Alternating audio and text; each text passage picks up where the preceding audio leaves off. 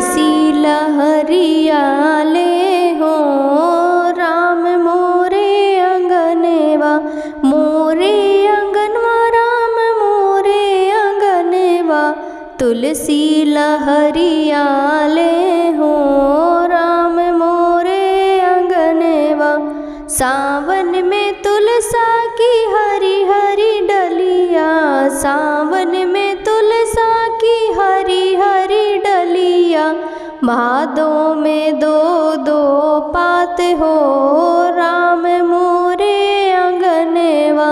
तुलसी लहरियाले हो राम मोरे अंगनवा। क्वार में तुलसी हो गई सयानी, क्वार में तुलसी हो गई सयानी। कार्तिक में करवे ब्याह हो राम मोरे अंगनवा। तुलसी लहरियाले हो राम मोरे अंगनवा। अगहन में तुलसी का करवे गवनवा, अगहन में तुलसी का करवे गवनवा। माघ में लेवे बुलाए हो राम मोरे अंगनवा। तुलसी लहरियाले हो राम मोरे अंगनवा। जिसे घर तुलसी आप बिराजे, जिसे घर तुलसी आप बिराजे। नित्य उठ ठाकुर आए हो राम मोरे अंगनवा। तुलसी लहरियाले हो राम मोरे अंगनवा। कार्तिक में तुलसा के दीप जलाऊं, कार्तिक में तुलसा के दीप जलाऊं। सब संकट मिट जाए हो राम मोरे अंगनवा। तुलसी लहरियाले हो राम मोरे अंगनवा। मोरे अंगनवा राम मोरे अंगनवा। तुलसी लहरियाले हो राम मोरे अंगनवा। हरे कृष्णा, राधे राधे। आप सभी भक्तजनों को सादर प्रणाम। आप सभी का दिन शुभ और मंगलमय हो। भगवान कृष्ण की कृपा सदा सर्वदा आप सभी पर बनी रहे। प्रिय श्रोताओं, आज आप कार्तिक मास की कथा श्रवण करने से पहले सुनेंगे कार्तिक मास में सुनी जाने वाली बहुत ही प्रसिद्ध राम लक्ष्मण की कथा। भगवान श्री राम, लक्ष्मण और सीता जी पिता दशरथ जी की आज्ञा से वनवास जाने लगे। रास्ते में सभी तीर्थ गंगा, यमुना, गोमती नदियों में पितृ तर्पण कर वन में कंदमूल फल खाते हुए वन में अपना समय व्यतीत करने लगे। कार्तिक का महीना आया। एकम के दिन लक्ष्मण जी ने राम जी की आज्ञा से फल फूल लाकर माँ सीता को दिए। माँ सीता ने 4 पत्तल परोसी। तब लक्ष्मण जी ने पूछा, भाभी माँ, हम 3 हैं, फिर 4 में क्यों परोसा? माँ सीता बोली, 1 पत्तल गौ माता की है। जब राम जी, लक्ष्मण जी और गौ माता को पत्तल परोस दी, तब राम जी ने पूछा, सीता जी आपने खाना शुरू क्यों नहीं किया? सीता माँ बोली, मेरे तो राम कथा सुनने का नियम है। राम कथा सुनने के बाद ही मैं फल ग्रहण करूंगी। राम जी बोले, मुझे कथा सुना दो। लक्ष्मण जी बोले, मुझे सुना दो। तब माँ सीता बोली, औरत की बात औरतें सुने। आप मेरे पति हो और आप मेरे देवर हो, आपसे कैसे कहूँ? लक्ष्मण जी ने सोचा, इस जंगल में कौन औरत मिलेगी? फिर लक्ष्मण जी ने अपनी माया से एक नगरी का निर्माण किया। वह नगरी सब सुख सुविधाओं से युक्त थी। उस नगरी में सब चीजें सोने के थीं, इसलिए नगरी का नाम सोन नगरी रखा। सभी नगर निवासियों को घमंड हो गया, उस नगरी में कोई गरीब नहीं था। जब सीता जी कुएं पर पानी लेने गईं और पनिहारियों से राम राम किया तो कोई नहीं बोली। थोड़ी देर में एक छोटी कन्या आई। सीता जी उससे राम राम बोली और कहा कि भाई राम कथा सुनोगी क्या? वह बोली, मेरे घर पर तो काम है। सीता जी ने कहा, मेरे पति राम और देवर लक्ष्मण भूखे हैं। लड़की बोली, मेरी माँ इंतजार कर रही है। वह लड़की वहां से जाने लगी। तब माँ सीता के क्रोध से सारी नगरी साधारण सी हो गई। जब लड़की घर गई तो माँ बोली, बाई ये क्या हुआ? तब लड़की बोली, मेरे को तो पता नहीं, वहाँ पर एक साध्वी बैठी थी, मुझे राम कथा सुनने के लिए बोली, पर मैंने तो कथा नहीं सुनी। यदि उसने कुछ किया हो तो मुझे पता नहीं। तब उसकी माँ ने उसको वापस जाकर कथा सुनने को कहा। लड़की ने वापस जाकर कथा सुनने से मना कर दिया। तब उसकी बहू बोली, आपकी आज्ञा हो तो मैं कथा सुनकर आती हूँ। जब बहू कुएं पर गई तो पानी भरे और खाली करे। तब सीता जी ने कहा, आपके घर पर कुछ काम नहीं है क्या? वह बोली, माता जी मैं तो सारा काम करके आई हूँ। माँ सीता बोली, तू मुझे माँ कहकर बुलाई, यदि तुझे समय हो तो क्या मेरी राम कहानी सुन लेगी? वह बोली, माता जी कहानी सुनाओ, मैं प्रेम से कहानी सुनूंगी। सीता जी ने कहा, हे भाई, तूने मेरी मृत्यु लोक में मदद करी, भगवान तेरी स्वर्ग लोक में रक्षा करेंगे। राम कथा पूर्ण हुई तो सीता जी ने कहा, हे भाई, तूने मेरी राम कथा सुनी, मेरी सहायता की, राम जी लक्ष्मण जी को जिमाया, भगवान तेरी भी रक्षा करेंगे, तुझे स्वर्ग का सुख मिलेगा। सीता माता ने उपहार स्वरूप अपने गले का हार दे दिया। जब वह घर गई तो उसके मटके सब सोने के हो गए। सासू जी ने कहा, ये सब तू कहाँ से लाई? बहू बोली, मैंने माँ सीता से राम कथा सुनी, ये इसी का फल है। सासू जी ने कहा, प्रतिदिन राम कथा सुनाना। बहू को राम कथा सुनते बहुत दिन हो गए। तब उसने माँ सीता से पूछा, इसका उद्यापन विधि बतलाओ। तब सीता जी ने कहा, 7 लड्डू लाना, 1 नारियल लाना, उसके 7 भाग करना, 1 भाग मंदिर में चढ़ाना, जिससे मंदिर बनवाने जितना फल प्राप्त होता है, 1 भाग सरोवर के किनारे गाड़ देना, जिससे सरोवर खुदवाने जितना फल प्राप्त होता है, 1 भाग भगवत गीता पर चढ़ाना, जिससे भगवत गीता पाठ करवाने जितना फल मिलता है, 1 भाग तुलसी माता पर चढ़ाना, जिससे तुलसी विवाह जितना फल प्राप्त होता है, 1 भाग कुंवारी कन्या को देना, जिससे कन्या विवाह जितना फल प्राप्त होता है, 1 भाग भगवान सूर्य देव को चढ़ाना, जिससे 33 करोड़ देवी देवताओं को भोग लगाने जितना फल प्राप्त होता है। बहू ने विधि पूर्वक उद्यापन कर दिया। माता सीता के पास आकर बोली, माता मैंने तो विधि पूर्वक उद्यापन कर दिया। सीता जी ने कहा, अब 7 दिन बाद वैकुंठ से विमान आएगा। 7 दिन पूरे हुए तब विमान आया और बहू ने कहा, सासू जी स्वर्ग से विमान आया है। सासू जी ने कहा, बहू तेरे ससुर जी को ले चल और मुझे भी ले चल, तेरे माता पिता को भी ले चल, सारे कुटुंब परिवार को ले चल, अड़ोसियों पड़ोसियों को ले चल। बहू ने सबको बिठा लिया पर विमान खाली था। थोड़ी देर में उसकी नंद आई और देखते ही देखते विमान भर गया। तब बहू ने कहा, माँ सीता नंद बाईसा को बिठा लो। माँ सीता ने कहा, इसने कभी कोई धर्म पुण्य नहीं किया। बहू ने कहा, बाईसा आप पहले कार्तिक मास में राम लक्ष्मण की कथा सुनने के बाद आपके लिए वैकुंठ से विमान आएगा। गांव के सारे लोग एकत्र हो गए और पूछने लगे, बाई तूने ऐसा कौन सा धर्म पुण्य किया, हमें भी बताओ। बहू ने कहा, मैंने तो माता सीता से प्रतिदिन राम कथा सुनी और नियम से उद्यापन किया। तब समस्त ग्रामीण राम कथा सुनने की जिद करने लगे। तब बाई राम कथा कहने लगी और सब नर नारी सुनने लगे। राम कथा संपूर्ण होते ही समस्त नगरी सोने की हो गई। बाई ने कहा, जो राम कथा सुनेगा उसको मेरे समान ही फल मिलेगा। सब लोग राम लक्ष्मण जी की जय जयकार करने लगे और विमान स्वर्ग में चला गया। 7 स्वर्ग के दरवाजे खुल गए। पहले द्वार पर नाग देवता, समस्त देवी देवता पुष्प वर्षा करने लगे। देवताओं ने पूछा, तूने क्या पुण्य किया? बहू ने कहा, मैंने तो राम लक्ष्मण जानकी की कहानी सुनी।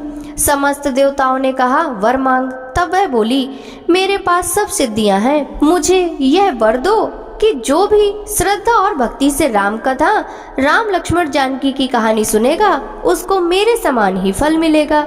सभी देवताओं ने पुष्प वर्षा करते हुए तथास्तु कहा। चारों ओर राम राम की जय जयकार होने लगी।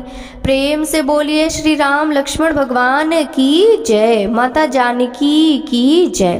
प्रिय भक्तजनों, आप सुनिए कार्तिक मास महात्म्य में आगे का अध्याय। भक्तों, कार्तिक मास महात्म्य के कल के अध्याय में आपने देवताओं तथा दैत्यों के बीच संग्राम की कथा का रसपान किया था। आज रसपान कीजिए उसके आगे की कथा का। इधर वृंदा ने स्वप्न देखा कि उसका पति सारे शरीर में तेल लगाकर नंगा शरीर भैंस पर सवार होकर दक्षिण दिशा की ओर प्रेतों के साथ जा रहा है। यह स्वप्न देख उसे बड़ी चिंता हुई और अटारी तथा गौशाला कहीं भी विश्राम नहीं मिला। तब वह एक वन से दूसरे वन में चली गई। वहाँ वृंदा ने सिंह जैसे मुख वाले 2 राक्षस देखे। उन्हें देखते ही वह डर के मारे भागी। आगे जाकर उसने शिष्य सहित एक तपस्वी मुनि को देखा और उनसे अपनी रक्षा के लिए कहा। उसकी प्रार्थना पर मुनि ने अपनी एक ओंकार से उन राक्षसों को भगा दिया। तत्पश्चात वृंदा ने मुनि से विनय पूर्वक कहा कि महाराज, मेरे पति जालंधर तथा महादेव जी में घोर युद्ध हो रहा है। उसमें किसकी विजय होगी, कृपा करके बताइए, क्योंकि आप सर्वज्ञ हैं। यह सुनकर मुनि ने ऊपर को देखा। उसी समय 2 बंदरों ने आकर मुनि को प्रणाम किया और मुनि के संकेत करने पर वे दोनों बंदर वहां से चले गए। फिर थोड़ी देर बाद वे दोनों आकाश की ओर से आए। उन्होंने वहां जालंधर दैत्य का सिर और धड़ लाकर फेंक दिया। वृंदा अपने पति के मृत शरीर को देखकर बहुत दुखी और रोने लगी।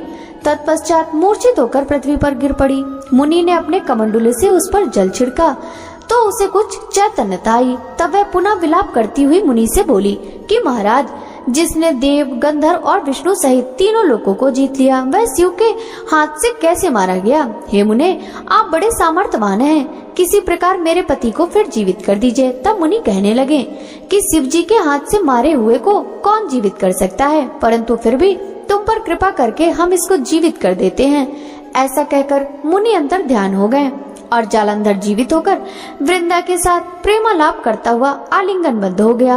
वृंदा भी अपने पति के वेश में विष्णु के साथ उस वन में रमण करती रही, परंतु एक दिन मैथुन के पश्चात अपने पति के वेश में विष्णु को देखकर वह अत्यंत क्रोधित हुई और श्राप देते हुए बोली कि तुमने मेरा पतिव्रत धर्म नष्ट किया है, इसलिए मैं तुमको श्राप देती हूँ कि निश्चय ही वह कपट मुनि तुम ही थे, और तुमने जो 2 राक्षस कपट के बनाए थे वही कालांतर में तुम्हारी स्त्री का हरण करेंगे, और जो तुम्हारा शिष्य था वह बंदर रूप धारण कर तुम्हारी सहायता करेगा।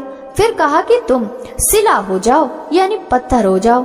नारद जी कहने लगे कि हे राजा प्रथु, भगवान विष्णु ने देवताओं तथा अपने भक्तों के कार्य के लिए पतिव्रता वृंदा का यद्यपि सील हर लिया, परंतु वे मन ही मन अत्यंत दुखी हुए और बोले कि हे वृंदे, मैंने तुम्हारे श्राप को ग्रहण किया, अतः मैं अवश्य शिला रूप में हो जाऊंगा, परंतु तुम भी वृक्ष रूप होकर मुझको मिलोगी।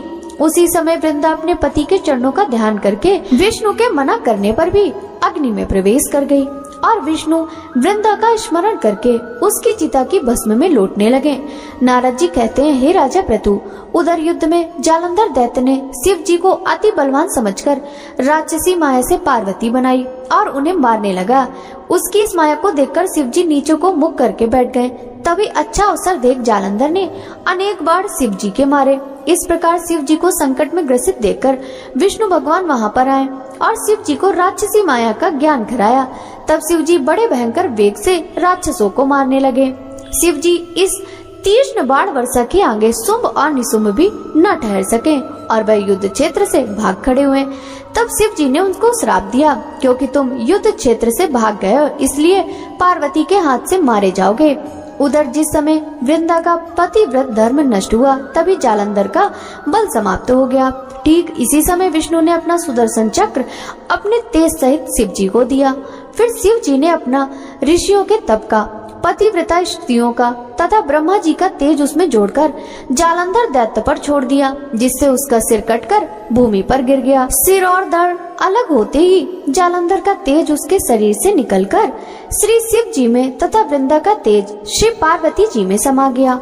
उधर विष्णु वृंदा की चिता में लौटने लगे। तब सब देवताओं ने शिव जी की स्तुति की और कहा, महाराज, जालंधर को मारकर आपने देवताओं का बड़ा उपकार किया, परंतु एक महान अनर्थ हो रहा है, कृपा करके उसका कुछ उपाय कीजिए। भगवान विष्णु वृंदा के पति धर्म से मोहित होकर लगातार उसकी चिता भस्म पर लौट रहे हैं और किसी प्रकार का विश्राम नहीं कर रहे हैं। तब शिव जी ने कहा कि देवताओं, तुम सब भगवान की योग माया की शरण में जाओ, वही सब संकट हरेंगी। तब सब देवता योग माया की शरण में जाकर उनकी स्तुति करने लगे और बोले, हे देवी, आप सारे जगत को उत्पन्न करने वाली, पालन और नाश करने वाली, सतोगुण, रजोगुण और तमोगुण तुमसे ही उत्पन्न हुए हैं। ऐसी प्रकृति देवी को हमारा नमस्कार है। तुम्हारी माया को ब्रह्मादिक देवता भी नहीं जानते। उस देवी को हमारा नमस्कार है जिसके भक्तगण अनादर तथा मोह को प्राप्त नहीं होते। ऐसी मूल प्रगति को हमारा नमस्कार है। उस समय देवताओं ने एक तेज देखा और आकाशवाणी सुनी, गौरी, लक्ष्मी और सरस्वती रजोगुण, सतोगुण और तमोगुण रूप में मैं ही हूँ। वही तीनों तुम्हारा कार्य सिद्ध करेंगी। उन देवियों की तुम आराधना करो। फिर उन तीनों देवियों ने प्रकट होकर 3 बीज दिए और कहा, इन तीनों बीजों को जहाँ पर विष्णु जी हैं जाकर बो दो और अपना कार्य सिद्ध करो। देवताओं ने तीनों बीज ले जाकर जहाँ पर वृंदा की चिता पर भगवान विष्णु लौट रहे थे जाकर बो दिए। उन 3 बीजों से 3 वृक्ष उत्पन्न हुए। रजोगुण सरस्वती से आंवला, तमोगुण गौरी से तुलसी और सतोगुण लक्ष्मी से मालती हुई। श्री लक्ष्मी जी ने अपना बीज ईर्ष्या युक्त होकर दिया था, इसलिए मालती भगवान की पूजा में निंदित तथा आंवला और तुलसी भगवान को अति प्रिय है। इस प्रकार वृंदा ने वृक्ष रूप होकर भगवान शालिग्राम से संयोग किया। इसी कारण कार्तिक के उद्यापन में भगवान की पूजा तुलसी के मूल में होती है। नारद जी कहते हैं कि हे राजा पृथु, जिस घर में तुलसी का वृक्ष होता है उसमें यमदूत कभी नहीं जाते, इसलिए जो तुलसी का वृक्ष घर में लगाते हैं वे यमपुरी नहीं देखते। नर्मदा तथा गंगा का जल और तुलसी का पूजन, यह तीनों कार्य बराबर हैं। चाहे वह मनुष्य कितना ही पापी क्यों ना हो, परंतु मृत्यु समय जिसके प्राण मंजरी सहित निकल जाते हैं वह पापों से मुक्त होकर भगवान के वैकुंठ धाम को प्राप्त हो जाता है। जो मनुष्य तुलसी तथा आंवले की छाया में अपने पितरों का श्राद्ध करता है उसके पितर मोक्ष को प्राप्त हो जाते हैं। जो मनुष्य आंवले का फल तथा मंजरी युक्त तुलसी दल मुख में रखता है वह साक्षात विष्णु के समान है। जो मनुष्य कार्तिक मास में आंवले की छाया में भोजन करता है तथा रुद्राक्ष की माला धारण करता है उसके धर्म, अर्थ, काम और मोक्ष सब कार्य सिद्ध हो जाते हैं। नारद जी कहते हैं कि हे राजा पृथु, तुलसी और आंवले का महात्म्य ब्रह्मा जी भी कहने में असमर्थ हैं। जो कोई इस कथा को पढ़ता अथवा सुनता है वह भी मोक्ष को प्राप्त हो जाता है। कार्तिक मास महात्म्य का 7वां अध्याय समाप्त हुआ।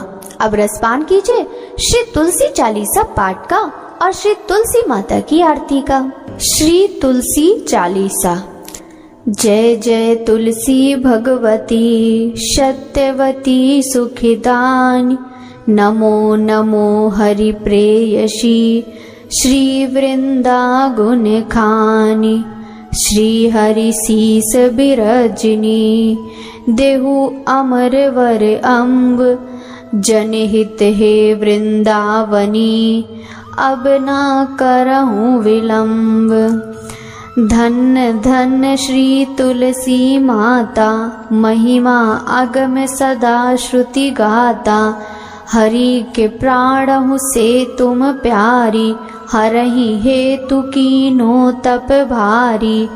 जब प्रसन्न है दर्शन दीन्यो, तब कर जोरी विनय उष कीन्यो।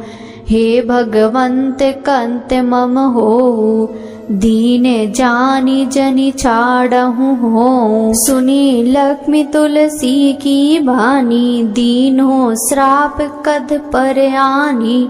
उस अयोग वर मांगन हारी, हो विटप तुम जड़ तनु धारी। सुनि तुलसी ही श्रव्यते ही ठामा, करहु वास तुहु नीचन धामा। दियो वचन हरि तब तत काला, सुनहु सुमुखी जनि होहु बिहाला। समय पाई व्यो रौ पाती तोरा, पूजहु आस वचन सत्य मोरा। तब गोकुल मह गोप सुदामा, तासु भई तुलसी तू बामा। कृष्ण रास लीला के माही, राधे शक्यो प्रेम लखी नाही। दियो श्राप तुलसी तत्काला, नर लोकहि तुम जन्महु बाला। यो गोप वह दानव राजा, शंख चूड़ नामक सिर ताजा। तुलसी भई तासु की नारी, परम सती गुण रूप अगारी। आशद्वय कल्प बीत जब गयऊँ, कल्प तृतीय जन्म तब भयऊँ। वृंदा नाम भयो तुलसी को, असुर जलंधर नाम पति को। करियति द्वंद्व अतुल बल धामा, लीना संकर से संग्रामा। जब निज सैन्य सहित शिव हारे, मरहि न तब हर हरहि पुकारे। पतिव्रता वृंदा थी नारी, को न सके पति ही संहारी। तब जलंधर ही भेष बनाई, वृंदा डिग हरि पहुँच्यो जाई। शिव हित लहि करि कपट प्रसंगा, कियो सतीत्व धर्म तो ही भंगा। भयो जलंधर कर संहारा, सुनि उर शोक उपारा।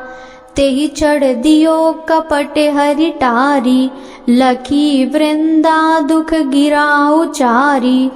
जल अंदर जस हत्यो अभीता, सोई रावण तस हरहि सीता। अस प्रस्तर शम हृदय तुम्हारा, धर्म कंडी मम पतहि सहारा। यही कारण लहि श्राप हमारा, होवे तनु पासाड़ तुम्हारा। सुनि हरि तुरतहि वचन उचारे, दियो श्राप बिना विचारे। लख्यो ना निज कर तूती पति को, छलन चयो जब पार्वती को। जड़मति तुहु अस हो जड़ रूपा, जग मह तुलसी विटप अनूपा। धग्व रूप हम साली ग्रामा, नदी गंड की बीच ललामा। जो तुलसी दल हमई चढ़ई हैं, सब सुख भोगी परम पद पई हैं। बिनु तुलसी हरि जलत शरीरा, अतिशय उठत शीस उर पीरा। जो तुलसी दल हरि सिर धारत, सो सहस्त्र घट अमृत डारत। तुलसी हरि मन रंजनी हारी, रोग दोष दुख भंजनी हारी। प्रेम सहित हरि भजन निरंतर, तुलसी राधा में नाही अंतर। व्यंजन हो 56 प्रकारा, बिनु तुलसी दल नहीं हरहि प्यारा। सकल तीर्थ तुलसी तरु छाई, लहत मुक्ति जन संशय नाही। कवि सुंदरिक हरि गुण गावत, तुलसी निकट सहस गुण पावत। बसत निकट दुर्वासा धामा, जो प्रयास ते पूर्व ललामा। पाठ करहि जो नित नर नारी, होहि सुख बासहि त्रिपुरारी। तुलसी चालीसा पढ़हि, तुलसी तरु ग्रह धारी। दीप दान करि पुत्र फल, पावहि बंध्यो नारी। सकल दुख दरिद्र हरि, हारे हमें परम प्रसन्न। आसहि धन जन लड़हि ग्रह, बसहि पूर्णान। लाही अभिमत फल जगत मह, लाही पूर्ण सब काम। जहि दल अर्पहि तुलसी, तह सहस बसहि हरि राम। तुलसी महिमा नाम लख, तुलसी सूत सुख राम। मानस चालीसा रच्यो जग, महम तुलसीदास। बोले तुलसी माता की जय। तुलसी माता की आरती। जय जय तुलसी माता, जय तुलसी माता। सब जग की सुखदाता, सबकी वर माता। जय माँ तुलसी माता। सब योगों से ऊपर, सब रोगों से ऊपर, रज से रक्षा करके सबकी भवत्राता। जय तुलसी माता मैया, जय तुलसी माता। बटुपुत्री है श्यामा, सुरबल्ली है ग्राम्या।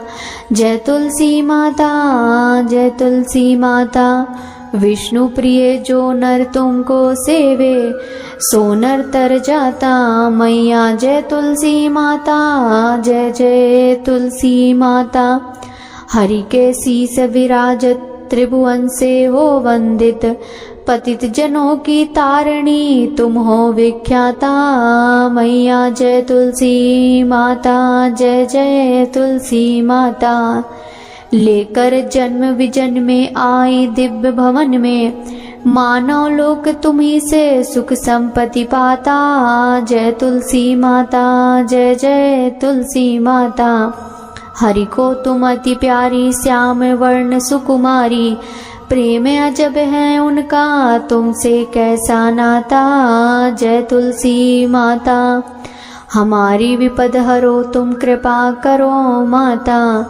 मैया जय तुलसी माता, जय जय तुलसी माता। सब जग की सुखदाता, सबकी वर माता। मैया जय तुलसी माता, जय जय तुलसी माता। तुलसी महारानी नमो नमो, हरि की पटरानी नमो नमो। धन तुलसी पूरण तप कीनो, सालिग्राम बनी पटरानी। तुलसी महारानी नमो नमो, हरि की पटरानी नमो नमो। जाके पत्र मंजरी कोमल, श्रीपति कमल चरण लपटानी। तुलसी महारानी नमो नमो, हरि की पटरानी नमो नमो। धूप दीप नैवेद्य आरती, पुष्पन की वर्षा बरसानी। तुलसी महारानी नमो नमो, हरि की पटरानी नमो नमो। 56 भोग 3600 व्यंजन, बिन तुलसी हरि एक न मानी। तुलसी महारानी नमो नमो, हरि की पटरानी नमो नमो। सभी सखी मैया तेरो यस गावे, भक्ति दान दी जय महारानी। नमो नमो तुलसी महारानी। तुलसी महारानी नमो नमो, तुलसी महारानी नमो नमो। हरि की पटरानी नमो नमो। तुलसी माता की